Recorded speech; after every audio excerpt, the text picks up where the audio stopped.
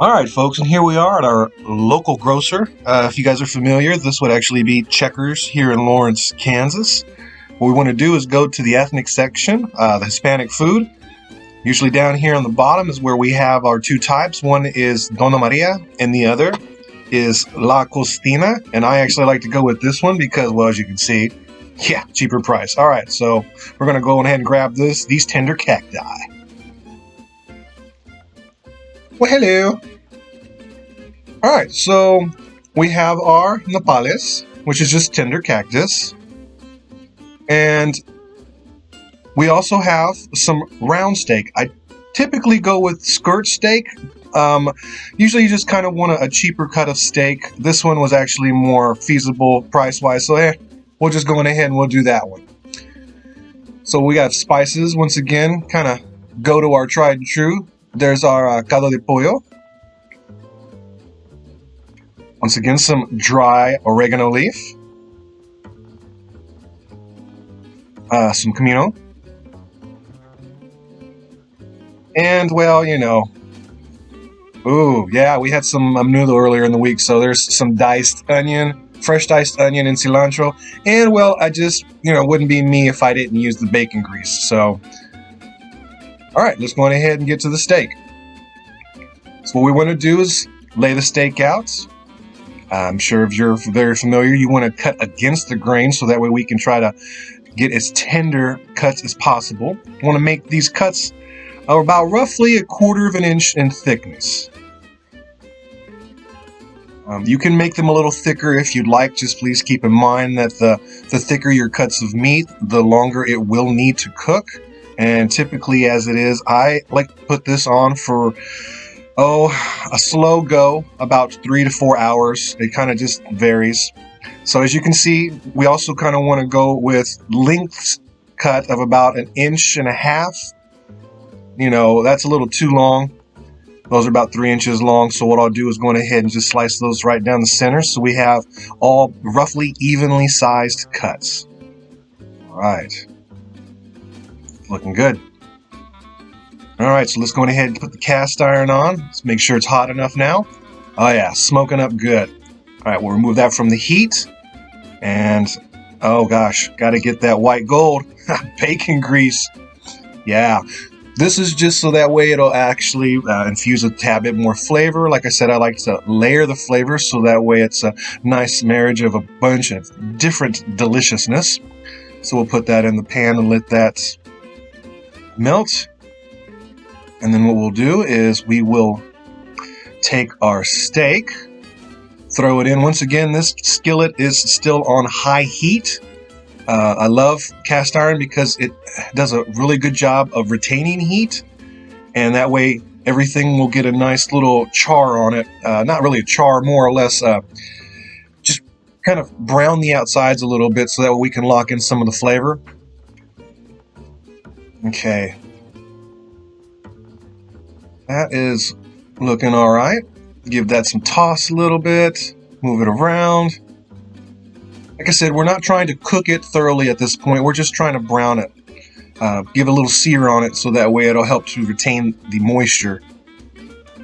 Yeah, that's looking good. Keep moving them around because, like I said, this is a high heat. We don't want anything to stick because that sticking means burning at this point with such a high heat. Your bacon grease is doing a great job keeping everything lubricated. Yeah. All right. This is looking pretty good. Saute a little bit. Make sure everything's keep moving around because, like I said, high heat. Now, the reason that I like to cut them this size is because the nopales are actually cut lengthwise as well. It just helps everything to kind of come together in regards to the textures and not having any chunks or anything that's going to, like I said, be larger than necessary because that will elongate the cooking time. And I go for such a long cooking time because by putting it on low and slow, you can guarantee that your outcome will be just tear apart tender steak. And that's pretty much where we're at right now. So what I like to do normally is I've kind of been cooking for a while. We'll go ahead and we'll put in the dried oregano leaf first. I probably put in about a good almost 2 teaspoons at that point. Now this is the caldo de pollo. Once again, this is just the powdered chicken broth. And probably put in a good tablespoon of that, because that does have salt in it, the sodium. So just keep that in mind when you're adding all your extra ingredients. There's the comino. Like I said, this is a very potent herb, so just be mindful of that. It does impart a wonderful earthy flavor. So let's go ahead and stir all that in. Okay. So at this point, I turned off the heat because we're not trying to overcook it. Like I said, we're just getting a nice sear on that at this point. All right, and since I said we did have menudo earlier in the week, I have a plethora of freshly diced white onions, and some cilantro. So we'll throw that in also and just let that slow cook for added flavor. Once again, this is entirely up to your preference and taste. It's not necessary to add this. It's just a matter of what direction you want to go for flavoring. So now with the nopales, what we're going to do is open this up. We do not add the entire bottle content at this time. We just want the juice. And if you've ever snapped a leaf off of an aloe plant, you realize that it has that thick, viscous gel, more or less, I guess. And that's what we're trying to right now is just impart that flavor into the steak. In addition to that, what I like to do is add, about a cup of water, maybe a little less than, just so that way everything can slow cook. Now, the reason that we don't put in the nopales, the cactus at this time, is because if you put it in too early, since it's not very fibrous, it will more or less just disintegrate into nothingness and it won't have any texture or body.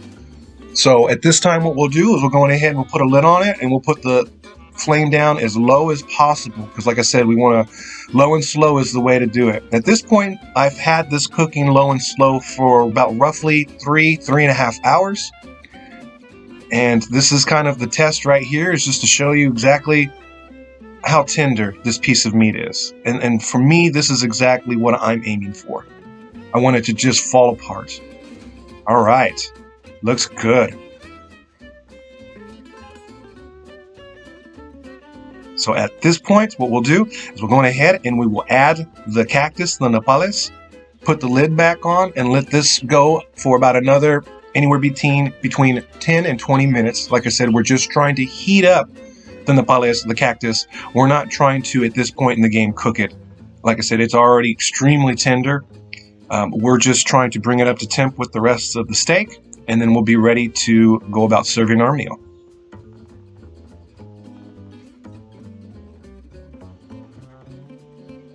All right, and here is our finished product. As you can see, it's a steak and nopales with the sopa arroz.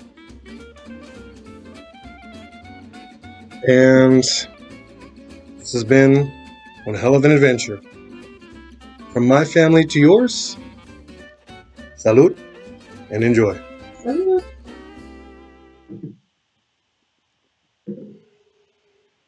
Thank you.